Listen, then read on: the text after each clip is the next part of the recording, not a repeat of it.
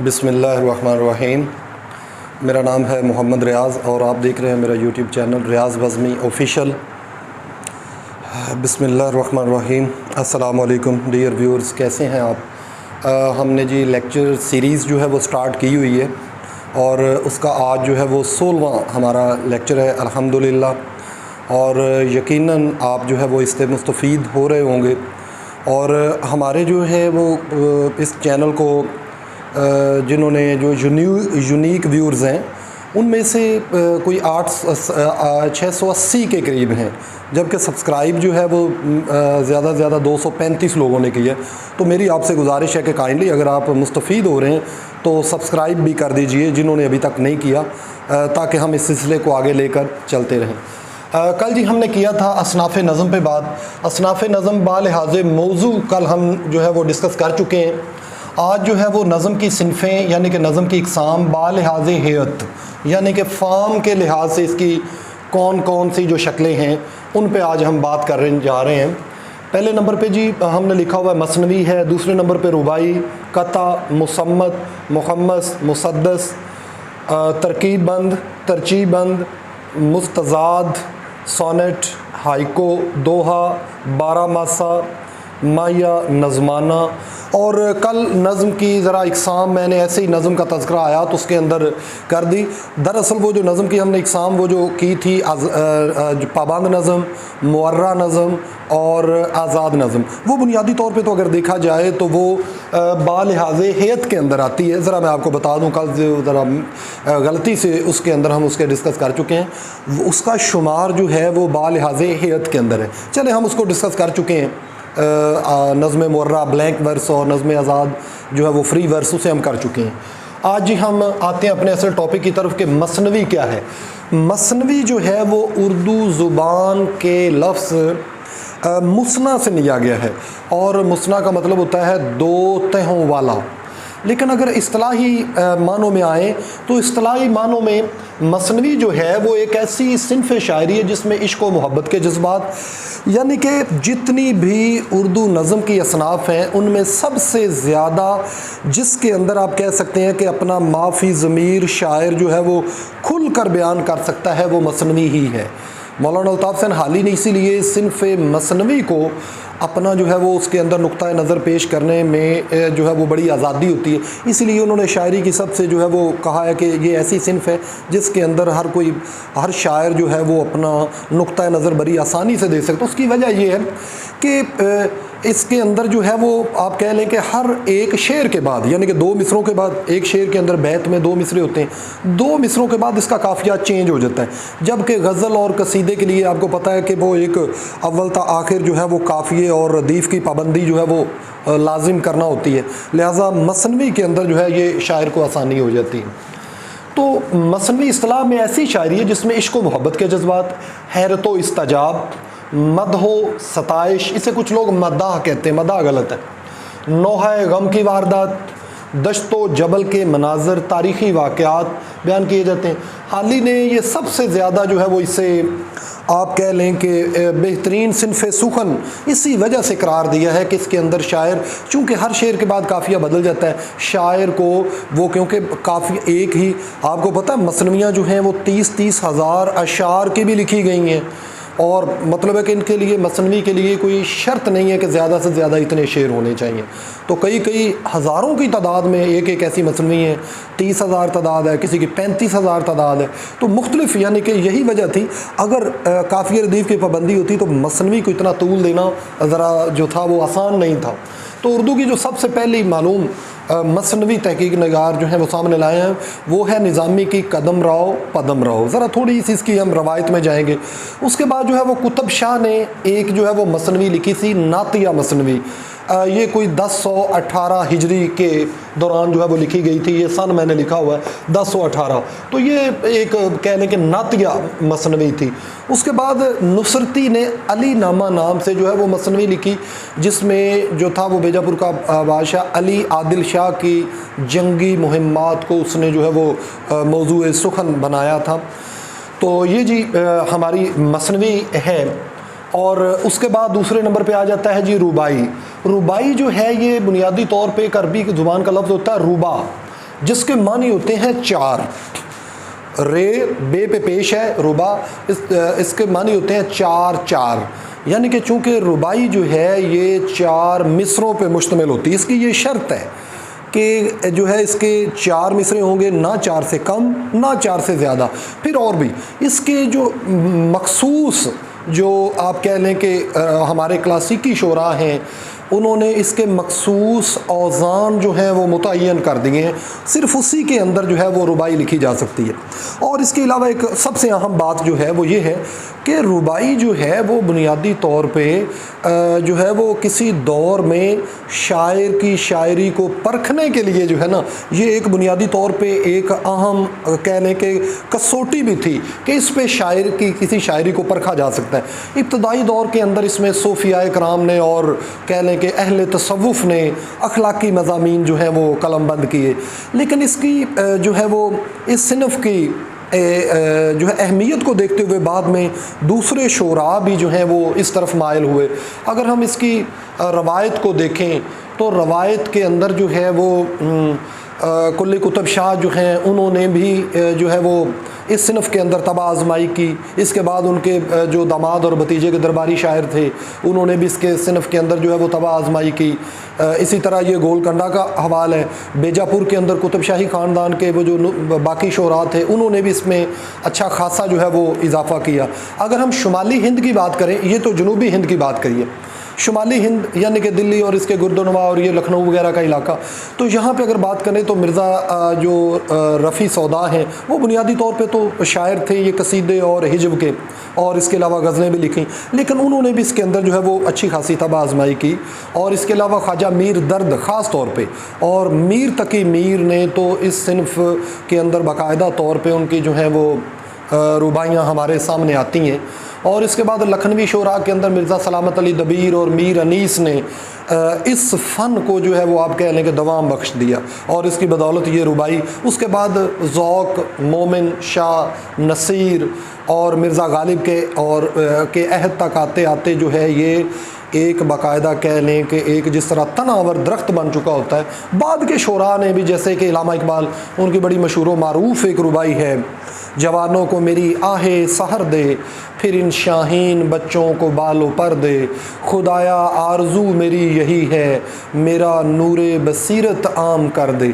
तो रुबाई की शराइत के अंदर ये है कि पहला, दूसरा और चौथा मिसरा जो है वो हम काफ़िया रदीफ़ होना शर्त है।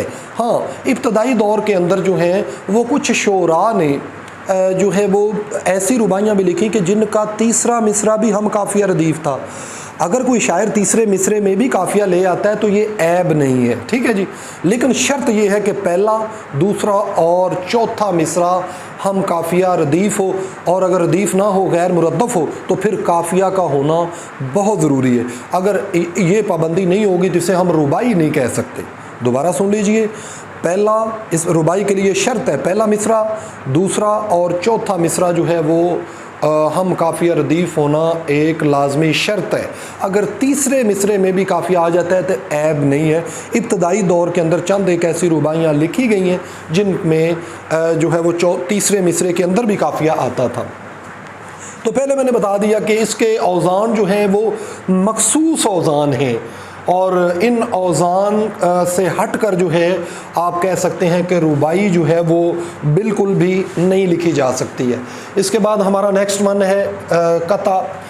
इस पर जो है ये ज़बर भी के साथ भी है, अहले ज़ुबान ने दोनों तरह से कहा है, लेकिन जो ज़्यादा मुरवजा और ये तरीका है वो काफ पर जो है वो ज़बर के साथ है। वैसे इसे किताबी काफ के नीचे अगर ज़ेर के साथ पढ़ लिया जाए तो भी, एक रवायत के अंदर मैंने पढ़ा हुआ है, तो भी ठीक है, लेकिन आम ज़्यादा मुस्तामल जो है वो कता ही है। कता कहते हैं जी लफ्ज़ी मतलब है टुकड़ा, जुज़्व के हैं। इस्तिलाह में दो या दो से ज़्यादा अशार को कता कहा जाता है। दो शेर हों या दो से ज़्यादा शेर हों, उनमें कता उसे कहेंगे जो एक ही मौजू पर लिखे गए हों, यानी कि उनका मौजू जो है वो एक होना शर्त है। अब सवाल ये पैदा होता है, कता के लिए ये शर्त है कि कम से कम जो उसके हैं वो 4 मिसरे ज़रूर होने चाहिए, और 4 से ज़्यादा पर कोई कद गन नहीं है। ये 2015 के लेक्चरशिप के इम्तहान में भी आया था कि कता के लिए जो है वो कम से कम जो है वो 4 मिसरे हैं, और ज़्यादा से ज़्यादा आगे 4 ऑप्शन थी, कोई कदगन नहीं है, ये वो जो भी ऑप्शन आती हैं। तो कदगन कहते हैं कैद नहीं है, यानी कि कम से कम 4 मिसरे कते के होने चाहिए और ज़्यादा से ज़्यादा वो जितने भी हो जाएं उसमें कोई हर्ज नहीं है। तो कता आम तौर पे जो है वो किसी गज़ल का भी जो है वो टुकड़ा ले लिया जा सकता है या किसी कसीदे का वो टुकड़ा भी हो सकता है। कता और रुबाई में ये फ़र्क है। सॉरी, रुबाई के ज़िमन में मैं एक अहम बात भूल गया। रुबाई का जो पहला शेर है वो मतला होता है। मतला हमने शेरी इस्तिलाहात में पढ़ा था। मतला के लिए शर्त होती है कि दोनों मिसरे हम काफ़िया रदीफ़ हों और वो गज़ल और कसीदे का जो है वो पहला शेर होना ज़रूरी है। जबकि कते के अंदर जो है ये होना ज़रूरी नहीं है, बल्कि कते में क्योंकि टुकड़ा है ना, मे भी ये किसी गज़ल का ले लिया गया है, मे भी ये किसी जो है वो कसीदे से ले लिया गया है, लिहाजा इसमें जो है वो मतला का होना ज़रूरी नहीं है, बल्कि इसका हर दूसरा मिसरा जो है वो हम काफ़िया रदीफ़ होता है कता का। तो कता के हवाले से जो है वो एक बड़ा मशहूर व मारूफ़ और ज़ुबान ज़दाम है मीर तकी मीर का वो कता। कल पाँव एक कासाए सर पर जो आ गया, यकसर वो इस्तख्वां शिकस्तों से चूर था, कहने लगा राह देख कर चल बेखबर, मैं भी कबो किसी के सिरे पुरगरूर था। तो ये कता है जी, आपने देखा कि इसमें पहला मिसरा जो है पहला जो शेर है वो मतला नहीं है, ठीक है। आपने देखा होगा कि इस कते के जो 4 मिसरे पढ़े हैं, हर दूसरे मिसरे में काफ़ी एक एहतमाम है, पहले के अंदर नहीं है, तो इसे जी कहा जाता है कता। उसके बाद जो चौथे नंबर पे हमारा आता है वो है जी मुसम्मत। मुसम्मत जो है ये अरबी ज़ुबान का लफ्ज़ है और इसके मानी होते हैं परोई हुई चीज़ या मोतियों के अंदर जो है वो आप कह सकते हैं कि मोतियों की लड़ी में परोना, मुसम्मत के लफ्ज़ी मतलब है। तो इस्तिलाह में एक ऐसी नज़म को जो है वो मुसम्मत कहते हैं जो मुख्तलिफ़ बंदों पर मुश्तमिल हो। बंद, नज़म के बंद होते हैं ना, ठीक है, वो मुख्तलिफ़ अगर उसके बंद होंगे तो ऐसी जो है वो सिनफ़ को हम मुसम्मत कहेंगे। आगे ये जो नज़म होगी, लेकिन इसमें एक शर्त ये है कि वो नज़म अगर पहले बंद के अंदर शायर ने 5 मिसरे रखे हैं अपने पहले बंद में या 6 मिसरे रखे हैं, तो फिर आखिर तक हर बंद के 6 मिसरे होना ही ज़रूरी है। अगर उसने शुरू में 4 रखे हैं तो फिर तमाम जो उस नज़म के बंद होंगे वो 4-4 मिसरों पे होंगे। अगर वो मुसल्लस बंद हैत में है तो फिर उसके 3-3 मिसरे तमाम जो बंद है वो 3-3 मिसरों पे होंगे। लेकिन हमारे यहाँ उर्दू अदब के अंदर ज़्यादातर जो नज़में मुस्तमिल हैं वो मुखम्मस बंद हैत के अंदर हैं। मुखम्मस कहते हैं 5 को, आगे चल कर बताते हैं। और या मुसद्दस बंद, मुसद्दस 6 बंद वाला जो है वो ऐसी नज़म जिसके एक बंद की मिसरों की तादाद जो है वो 6 है, उसे मुसद्दस कहते हैं। तो ये जी मुसम्मत के लिए जो है हमने कहा है कि इसमें बंद की मिसरों की तादाद मुख्तलिफ हो सकती है, यानी कि कोई शायर जो है वो 3 मिसरों वाली भी लिख सकता है, 4 वाली भी, 5 हर बंद के 5 मिसरे या हर बंद के 6 मिसरे, हर बंद के 7 मिसरे, यानी कि उसे आज़ादी है। लेकिन शर्त मैंने पहले बता दी, शर्त ये है कि जितने मिसरे पहले के अंदर होंगे बंद में उतने ही बाकी के अंदर एहतमाम किया जाएगा। और इसके अलावा जो है बहरुल फसाहत के मुसन्निफ़ है जी मौलवी नजमुल गनी, ये उन्होंने किताब लिखी थी बहरुल फसाहत, राइटर का नाम है नजमुल गनी। उन्होंने जो है वो मुसम्मत की इस सिनफ की 8 किस्में जो हैं वो गिनवाई हैं। वो कौन कौन सी किस्में हैं जी? मुसल्लस, मुरब्बा, मुखम्मस, मुसद्दस, मुसब्बा, मुसम्मन, मुत्तासा और माशर। ये 10 किस्म की 8 किस्में, 1 2 3 4 5 6 7 8, उन्होंने ये 8 किस्में जो हैं वो गिनवाई हैं। मैं आपको बता देता हूँ कि ये किस तरह की होगी। यानी कि अगर तो वो नज़म जो है वो अगर 3 मिसरों पे मुश्तमिल होगी तो हम उसे मुसल्लस कहेंगे। अगर उस नज़म के जो हैं वो 4 मिसरे होंगे तो फिर हम उसे मुरब्बा कहेंगे। अगर उस नज़म के जो हैं वो 5 मिसरे होंगे तो फिर उसे हम मुखम्मस कहेंगे। अगर उस नज़म के बंद के एक बंद के मिसरों की तादाद अगर 6 है तो फिर हम उसे मुसद्दस कहेंगे। अगर 7 है तो फिर हम उसे मुसब्बा कहेंगे और इसी तरह आगे सो ऑन, ठीक है। तो ये एक जी जो है वो नजमुल गनी बहरुल फसाहत के अंदर उन्होंने मुसम्मत जो नज़म की एक सिनफ है या किस्म है उसकी इकसाम बताई है। मुसम्मत एक ऐसी सिनफ नज़म है जिसके बंद जो हैं जो मुख्तलिफ बंदों पर मुश्तमिल होती है, यानी कि उसके मुख्तलिफ बंद होते हैं, आगे फिर उनके नाम हैं। अगर उस बंद के मिसरों की तादाद 3 है तो वो मुसल्लस बंद हैत, 4 है तो मुरब्बा बंद हैत, अगर उसके 5 हैं मिसरे पहले बंद के अंदर तो वो मुखम्मस बंद हैत और मुसद्दस बंद। चूँकि मैंने पहले बताया कि हमारे उर्दू अदब के अंदर ज़्यादातर जो मुस्तामल हैं वो मुखम्मस बंद हैत, और मुखम्मस बंद हैत को भी ज़्यादातर इस्तेमाल किया नज़ीर अकबर आबादी ने, वो जो आगरा के रहने वाला था शायर, तो उसने ज़्यादातर इसको जो है वो इस्तेमाल किया है। उर्दू शायरी में हम सिर्फ जो है वो मुखम्मस और मुसद्दस बंद हैत ज़्यादा मुस्तामल है, लिहाजा हम इसी पे आगे चलकर जो है वो बात करेंगे कि मुखम्मस क्या है और मुसद्दस क्या है।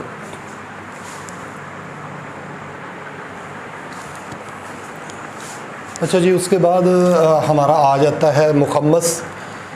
तो मुखम्मस जो है ये अरबी ज़ुबान के लफ्ज़ जो है वो खुमस से निकला। इस्तिलाह में मुखम्मस या खुमसा नज़म ऐसी नज़म को कहते हैं जिसके हर बंद के मिसरों की तादाद जो है वो 5 होती है, लेकिन उसके अंदर जो है वो 2 छोटी छोटी मुखम्मस नज़म भी 2 तरह की होती है, ठीक है।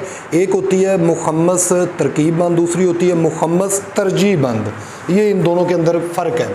मसलन पहले बंद में 5 मिसरे हम काफ़िया हम रदीफ़ होते हैं, इसके बाद हर बंद का 5वां मिसरा पहले मिसरे के का जो है वो हम काफ़िया होता है, यानी कि बंद के अंदर ये 2 किस्म की होती है। एक होती है मुखम्मस तरकीब बंद, दूसरी मुखम्मस तरजीह बंद।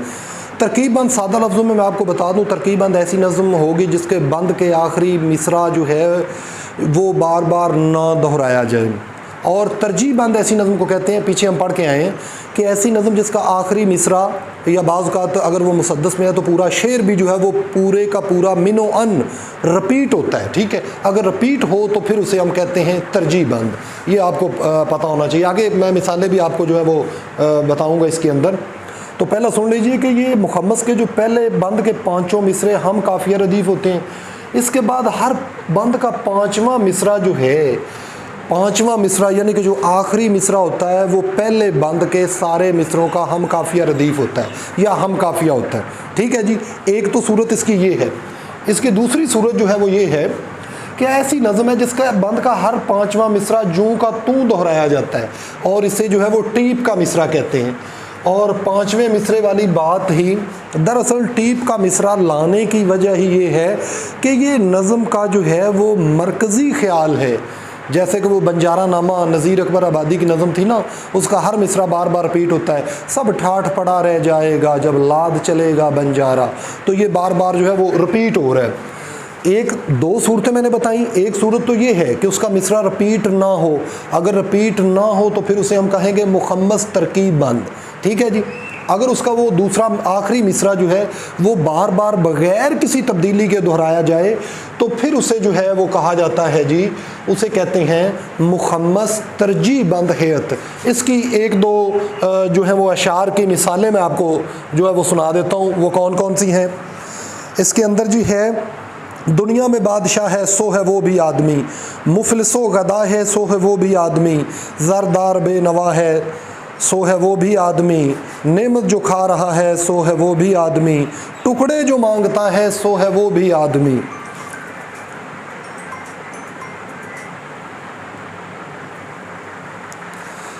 जी, टुकड़े जो मांगता है सो है वो भी आदमी।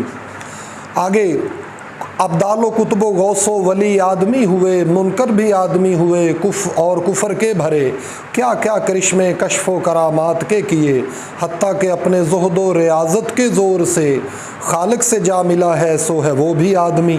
अब ये देखें कि इसका जो आखिरी मिसरा है वो बार बार जो है वो दोहराया नहीं जा रहा है, लिहाजा इसे हम कहेंगे ऐसी जो आपके सामने आदमी नामा पड़ी है तो ये होगी मुखम्मस तरकीब बंद हैत, क्योंकि इसका आखिरी मिसरा बार बार रिपीट नहीं हो रहा है। इसके बाद जो है वो एक और यानी कि अलावा अजी नज़ीर की जो नज़में हैं, मुफलसी, मुज़म्मत दुनिया, दमने गनीमत है, बरसात और फिसलन, ये मुखम्मस तरकीब बंद की हैं। यानी कि इनका आखिरी मिसरा जो है वो रिपीट नहीं किया जा रहा है।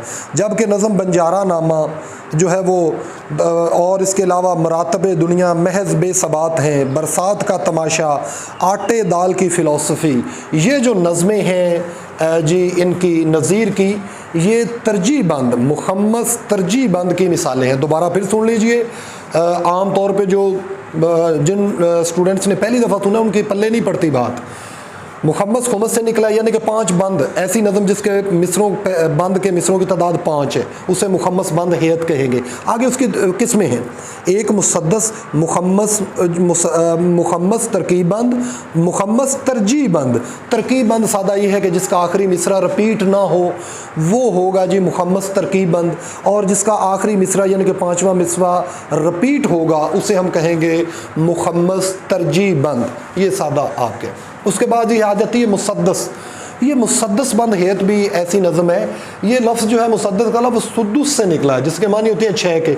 इस्तिलाह में यानी कि ऐसी नज़म जिसके मिसरों की तादाद जो है वो हर बंद के मिसरों की तादाद 6 होती है, उसे जो है वो आप कहेंगे मुसद्दस बंद जो है वो हेयत। आगे मुसद्दस बंद हेयत की भी आगे 2 किस्में। एक मुसद्दस, जिस तरह मुखम्मस में एक मुखम्मस तरकीब बंद थी, यहाँ पे क्या आ गई मुसद्दस तरकीब बंद, मुसद्दस तरजीह बंद। तो मुसद्दस जो है इसकी भी 2 सूरतें हैं, वो आगे रूल भी पढ़ेंगे। सादा लफ्ज़ों में पहले समझ लें। मुसद्दस तरकीब बंद उसे कहेंगे जिसका आखिरी जो 6 मिसरे हैं ना, पहले 4 अलग हैं, बाकी 2 नीचे होते हैं। इकबाल की शिकवा जवाब शिकवा इसी सूरत में लिखी गई है। ये जो इकबाल के शेर हैं ना, वो जो उनके जवाब शिकवा के अशार थे, शिकवा के सॉरी अशार हैं। आ गया अगर ऐन लड़ाई पे वक्त नमाज, किबला रूह हो के ज़मी बोस हुई कौमे हिजाज, एक ही सफ़ में खड़े हो गए महमूद व अयाज़, ना कोई बंदा रहा ना कोई बंदा नवाज। यहाँ तक 4 मिसरे हम काफ़िया रदीफ़ हैं। आगे 2 जो मिसरे आए हैं वो अलग उनका काफ़िया रदीफ़ है। बंदा ओ साहबो मोहताजो गनी एक हुए, तेरी सरकार में पहुँचे तो सभी एक हुए। अब ये देखें जी, अब रूल की तरफ आते हैं। 2 इसकी भी किस्में हैं, मुसद्दस की भी। एक मुसद्दस तरकीब बंद, अगर आखिरी शेर रिपीट ना हो तो फिर उसे कहेंगे मुसद्दस तरकीब बंद। अगर उसका आखिरी शेर बार बार रिपीट हो बगैर किसी तब्दीली के, हर बंद का आखिरी शेर रिपीट हो, तो फिर उसे हम कहेंगे मुसद्दस तरजीह बंद। अब जिसकी 2 इकसाम है, 2 सूरतें इसकी। पहले बंद के 4 मिसरे हम काफ़िया रदीफ़ होते हैं, जैसे कि वो इकबाल की मैंने शिकवा के अशार अभी आपको सुनाए हैं। इसके बाद 5वां और 6ठा मिसरा अलहदा होता है। जिस तरह मैंने कहा था ना, बंदा ओ साहबो मोहताजो गनी एक हुए, तेरी सरकार में पहुँचे तो सभी एक हुए। इन 5वें और 6ठे का जो है ये काफ़िया बदल गया। पहले 4 का काफ़िया और था, 5वें और 6ठे का जो है वो काफ़िया चेंज हो गया। अच्छा जी, तो ऐसी नज़म को कहते हैं जी मुसद्दस तरकीब बंद नज़म। ठीक है, जिसके मिसरे हैं 6, पहले 4 का काफ़िया मुत्तफ़िक है, हम काफ़िया रदीफ़ हैं, पहले 4 मिसरे। आखिरी 2 मिसरे हैं वो उनका काफ़िया रदीफ़ पहले 4 की निस्बत हट के है, तो ऐसी नज़म को मुसद्दस तरकीब बंद हेयत कहेंगे। इकबाल की शिकवा जवाब शिकवा इसी मुसद्दस तरकीब बंद हेयत के अंदर ही लिखी गई है। उसके बाद एक और इसकी सूरत है तरजीह बंद वाली। दूसरी इसकी जो सूरत ये है कि पहले बंद के 6 मिसरे हम काफ़िया रदीफ़ होते हैं, और इसके बाद हर बंद का 5वां और इसके बाद जो बंद आएगा ना उसका 5वां और 6ठा मिसरा बिल्कुल वही होगा जो, यानी कि वो बार बार जो है वो रिपीट होगा। वो मिसरा क्या होगा, यानी कि हर बंद का 5वां और 6ठा मिसरा पहले बंद के 5वें और 6ठे मिसरे के। यानी कि सादा लफ्ज़ों में ये कि मुसद्दस तरजीह बंद नज़म का जो आखिरी शेर होता है, यानी कि 5वां, इसमें 6 मिसरे हैं ना, ठीक है जी। तो पहले तो जो हैं वो 4 मिसरे यानी कि 2 अशार तो अलग हो गए ना। ये जो आखिरी शेर होता है यानी कि 2 मिसरे 5वां और 6ठा, इसकी 2 सूरतें बताई। पहली सूरत के अंदर तो ये है कि पहले 4 मिसरे हम काफ़िया रदीफ़, 5वां और 6ठा जो है उनका जुदा गाना है, ठीक है, लेकिन रिपीट नहीं हो रहा, तो फिर इसे कहेंगे मुसद्दस तरकीब बंद। मुसद्दस तरजीह बंद कब होगी, किसके 6 के 6 मिसरे ही हम काफ़िया रदीफ़ होते हैं, ठीक है जी। और उसके बाद बाकी जो बंद जितने भी आएंगे उनका आखिरी शेर यानी कि पांचवा और छठा जो मिसरा है वो बिल्कुल पहले बंद के पांचवें और छठे मिसरे की तरह मिनो अन दोहराया जाएगा, उसके अंदर कोई जो है वो तब्दीली नहीं होगी। तो ऐसी नज़म को कहेंगे मुसद्दस तरजीह बंद। तरकीब बंद क्या है? पांचवा और छठा मिसरा अगर ना दोहराया जाए। तरजीह बंद ये है पांचवा और छठा मिसरा दोहराया जाए। अब इसकी तरकीब बंद की मिसाल तो मैंने आपको सुना दी, अब हम कोशिश करते हैं, ज़रा मुझे मिल गई तो जो तरजीह बंद की हैत है वो भी मैं आपको जो है वो अभी आपके सामने सुनाता हूँ जी। ये एक नज़ीर अकबर आबादी की नज़म है चपाती। इसके दो बंद जो हैं वो दिए हुए हैं, तो वो मैं आपको सुना देता हूँ। चपाती जो नज़म है उनकी, यानी कि चपाती नज़म जो नज़ीर अकबर आबादी, उसका हर बंद का पांचवा और छठा मिसरा बग़ैर किसी तब्दीली के मिनोअन दोहराया जाएगा। और ऐसे मिसरे को कहते हैं टीप का मिसरा, जो बग़ैर किसी तब्दीली के दोहराया जाए। मसलन ये बंद सुनिए, आज का लेक्चर ज़रा जामे हो जाएगा, बड़ा हो जाएगा, लेकिन चीज़ें समझने वाली हैं, बड़ी टेक्निकल चीज़ें हैं जो आम तौर पे बंदा अगर खुद से सर खपाए तो जल्दी पल्ले नहीं बात पड़ती। तो उनकी जो नज़म है नज़ीर अकबर आबादी की चपाती, दो बंद मैं सुनाता हूँ। जब रोटी मिली हमें सब नूरे हक रोशन हुए, रात दिन शम्सो कमर शामो शफक रोशन हुए, ज़िंदगी के जो थे कुछ नज़्मो निस्क रोशन हुए, अपने बेगानों के लाजिम थे जो हक रोशन हुए। अब पांचवा और छठा मिसरा आ रहा है इसी बात का। दो चपाती के वर्क में सब वर्क रोशन हुए, एक रकाबी में हमें 14 तबक रोशन हुए। अब ये जो दो मिसरे हैं ना, इनकी पूरी नज़म चपाती में हर बंद के अंदर ये बार बार रिपीट होते हैं, लिहाजा ये जो इनकी नज़म चपाती है ना, ये जो है वो मुसद्दस तरजीह बंद की बेहतरीन मिसाल है। अब मेरा ख्याल है आगे दूसरा मिसरा पढ़ने की जो है वो हमें ज़रूरत इसकी बिल्कुल भी नहीं है, क्योंकि एक हमने पढ़ लिया कि मुसद्दस बंद हैत की वो अल्लामा इकबाल की शिकवा और जवाब शिकवा नज़में हैं, और ये मुसद्दस तरकीब बंद हैत की मिसाल इकबाल की शिकवा और जवाब शिकवा है, क्योंकि उनके शेर रिपीट नहीं होते हैं। मैंने आपको एक बंद सुना भी दिया था पूरा। अब ये जो तरजीह बंद है, इसमें आखिरी बंद का आखिरी शेर यानी कि आखिरी पांचवा और छठा मिसरा तमाम बंदों के तमाम जितने भी बंद हैं वो बार बार रिपीट होते हैं, तो इसे हम कहेंगे मुसद्दस तरजीह बंद। ठीक है जी। आगे जी आ गया मुस्तज़ाद। मुस्तज़ाद के लुग़वी माने होते हैं ज़्यादा किया गया। इस्तिलाह में यानी कि एक मिसरा आपने लिखा, उसके बिल्कुल सामने ही आधा मिसरा और लिख दें, तो इसे कहा जाता है मुस्तज़ाद, यानी कि इसके लुग़वी माने ज़्यादा किया गया।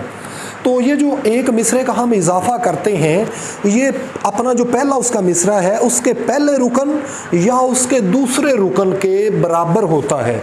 जैसे कि मीर की एक रुबाई मुस्तज़ाद देखिए, ताचंद गमे दिल से हिकायत करिए, ताचंद गमे दिल से हिकायत करिए, हो कर तंग। अब आप कहेंगे सर आपने एक मिसरा यहाँ पे लिखा है, जबकि रुबाई तो 4 मिसरों पे होती है, अभी हम बात करके आए हैं। चले ये बाकी भी आज ज़रा थोड़ा सा टाइम तो लग जाएगा, लेकिन ज़रा ये चीज़ें भी हो जाएंगी।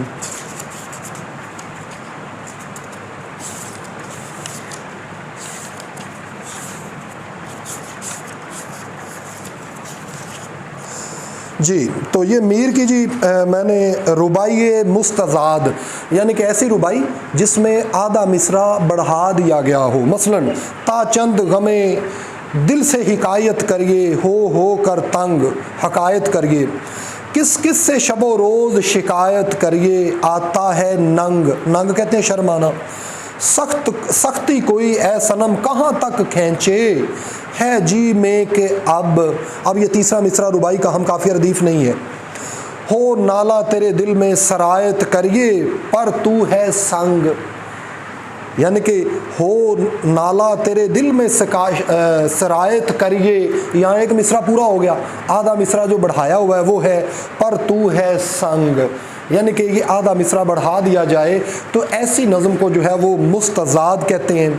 तो हसरत मोहानी के अंदर हाँ भी ये मुस्तज़ाद जो नज़में मिलती हैं, मीर तकी मीर ने भी जो है वो मुस्तज़ाद वाली नज़में जो है वो लिखी हुई हैं।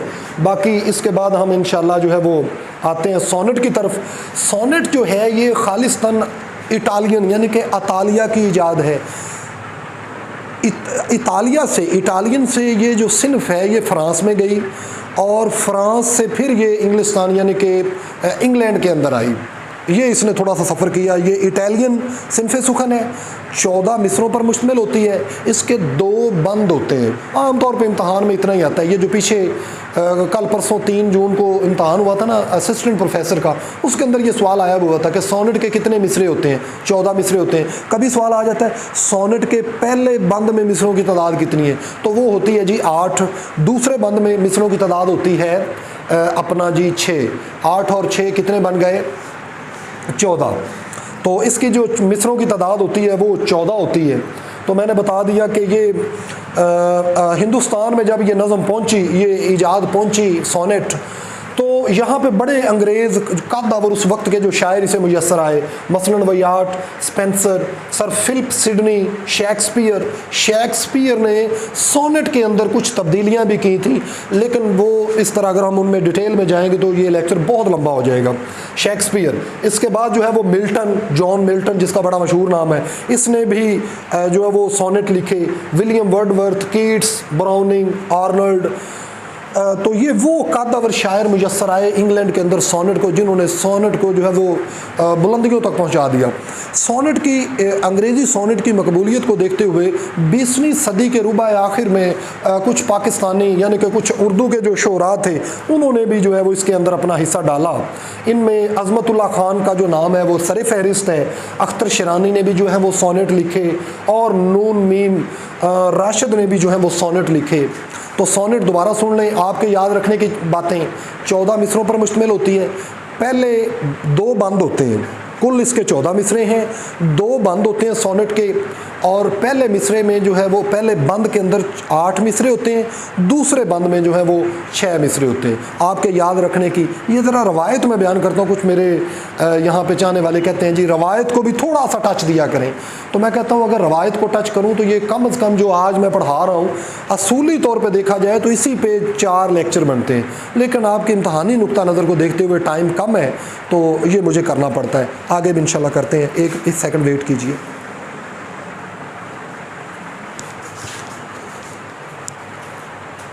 जी, इसके बाद हमारा आ गया है हाइको 9वें नंबर पे। ये खालिसन जापानी सिनफ सुखन है, और ये 3 जो है वो कह लें कि 3 मिसरों पे मुश्तमिल ये नज़म है। और ये पंजाबी ज़ुबान का एक माया जो है ना, एक सिनफ है पंजाबी की माया, जो उसके बड़ी करीब तरीन है। और जापान में ये 5, 7, 5 की हेत में लिखी जाती है। ये इसके कोई औज़ान है, और इसके कोई 17 औज़ान है, यानी कि 5, 5, 10 और 7, 17। तो इसके कुल 17 औज़ान हैं। और जापानी हाइको में जो है वो काफ़िया नहीं आता, लेकिन आ जाए तो कोई मज़ायका नहीं है। इसकी जो जापानी सिनफ है हाइको, इसकी ज़ुबान नरम और कोमल है। कुछ लोगों ने यहाँ जापानी सिनफ सुखन को माया के अंदर जो है वो गड़बड़ करने की कोशिश की है, लेकिन चूँकि इसके अपने औज़ान हैं, अपने जो हैं वो असूल हैं, लिहाजा ये इसके अंदर जो है वो रच बस नहीं सकी है। हाइको को देखते हुए आपने देखेंगे कि एक लंबी कतार है लोगों की जिन्होंने इसके तर्जुमे करके जो है वो अपना नाम बनाया। सबसे पहले नंबर पे अगर हम देखें तो ये जापान में इसका जो आगाज़ है ये 16वीं सदी के अंदर ये हाइको लिखने का आगाज़ हुआ था। और जापानी ज़ुबान के जो शायर थे शिकी, बाशु, बोसन, इस्सा, इसके जो ये बेहतरीन शायर थे। और ये बाद में इसकी मकबूलियत को मद्देनज़र रखते हुए कुछ लोगों ने इसके उर्दू तराजुम किए। इनमें सब में जो सबसे पहला नाम आता है वो तसद्दुक़ हुसैन खालिद का आता है। तसद्दुक़ हुसैन खालिद का आज़ाद नज़म के हवाले से भी बड़ा नाम है, बड़ा इन्होंने काम है, आज़ाद नज़में भी लिखी।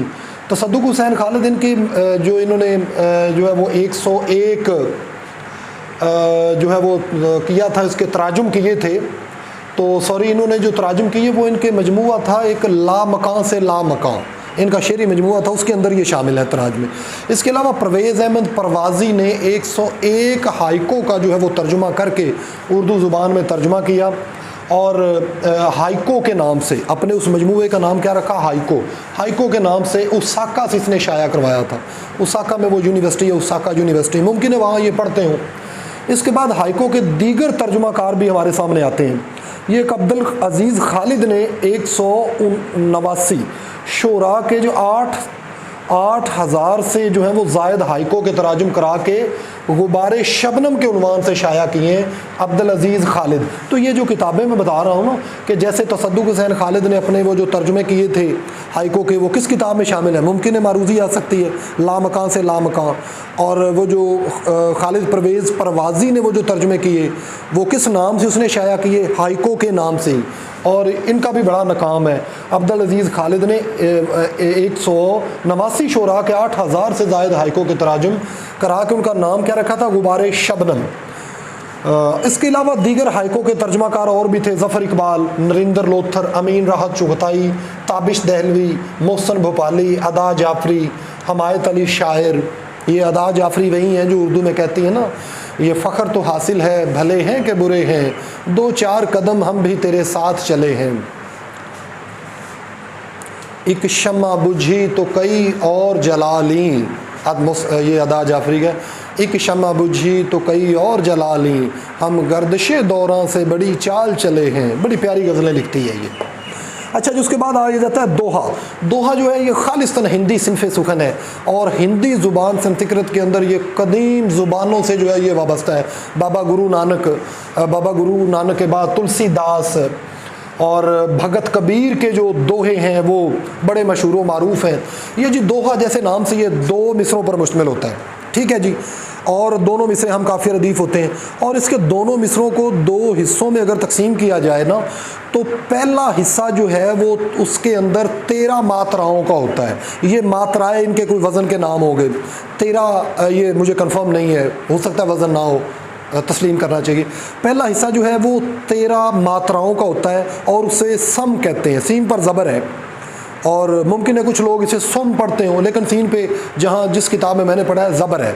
इसे पहले मिसरे में पहले हिस्से के अंदर पहला हिस्सा 13 मात्राओं का है और इसे सम कहते हैं, सीन मीम। दूसरे हिस्से के अंदर 11 मात्रे होते हैं और इसे दुष्म कहते हैं, इसे दुष्म कहते हैं। इतना ही जानना ज़रूरी है। दोहा हिंदी सिनफ़े जो है वो नज़म है। इसके अलावा ये हिंदी संस्कृत और बाबा गुरु नानक, तुलसीदास और इस तरह के जो भगत कबीर हैं, ये बड़े मशहूर मारूफ़ हैं जिन्होंने दोहे लिखे। इसकी जो सबसे याद करने वाली चीज़ है वो ये है कि इसके 2 हिस्से होते हैं। पहला हिस्से में 13 मात्रे होते हैं, दूसरे हिस्से में 11 मात्रे होते हैं। पहले हिस्से में 13 मात्रे उसे सुम कहते हैं और जिसमें 11 मात्रे होते हैं दूसरे हिस्से में उसे दुष्म कहते हैं। इतना याद रखना ज़रूरी है। अब वो भगत इसका मुझे एक याद आ रहा है, भगत कबीर का था, तन उजला मन कोयला, हाँ जी, बगले कैसा भेस, तुझसे तो कागा भला, कागा कहते हैं कौवे को, तुझसे तो कागा भला जो बाहर भीतर एक। इसके अलावा एक और भी है, कागा तन खाइयो चुन चुन खाइयो मांस, 2 नैना मत खाइयो इन्हें पिया मिलन की आस। तो ये एक दोहे चंद एक मुझे ज़हन में थे, वो मैंने आपको बता दिए। दोहे के बाद आ जाता है जी 12 मासा। 12 मासा जो है ये साल के बिक्रमी महीने जो हैं, ये राजा बिक्रम सिंह से इनका आगाज़ हुआ था। ये पंजाबी महीनों को बिक्रमी महीने भी कहा जाता है, जिसमें वो सावन भादों अस्सू कहते हैं, कातक कहते हैं। तो ये मतलब है कि 12 महीनों में 12 महीनों के हवाले से जो है वो अशार लिखे जाते हैं और ऐसी औरत की तरफ से लिखे जाते हैं जिसका खामिद जॉब या किसी तिजारत की गर्ज से जो है वो उसके घर से दूर गया हुआ है और उस पर गुजरने वाली जो एक कैफियत होती हैं वो उसे याद करती है। यानी कि सावन के महीने में क्या उसकी याद है, दूसरे महीनों में कैसे याद करती है, तो इसे जो है वो 12 मासा कहते हैं। ऐसी नज़्म सिनफ़ सुखन को 12 मासा कहा जाता है। और इसमें प्रवीण शाकिर के भी चंद एक अशार जो हैं वो हमें मिलते हैं, जिसमें वो चांद भी मैं आपको वो बल्कि सुना ही देता हूँ।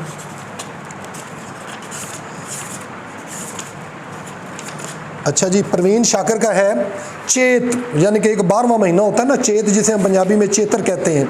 तो चेत के हवाले से इसका शेर है, बात वो आधी रात की, रात भी पूरे चांद की, चांद भी ऐन चेत का, इस पर तेरा जमाल भी। तो ये 12 मासा के जो है वो ज़ुमरे के अंदर आ जाता है। उसके बाद आ जाता है जी माया।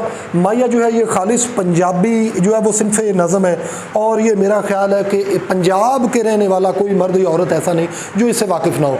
ये 3 जो है वो कह लें कि मिसरों पर मुश्तमिल नज़म होती है, और ये जापानी सिनफ हाइको के बड़ी करीब तरीन है। अख्तर शरानी ने इस पर इब्तदाई दौर में अख्तर शरानी और चिराग हसन हसरत ने जो है वो माये लिखे उर्दू के अंदर। उसके बाद जो है वो अली मोहम्मद फर्शी, ज़मीर, अज़हर, हैदर कुरैशी ने भी इस सिनफ में जो है वो तबाह आजमाई की है।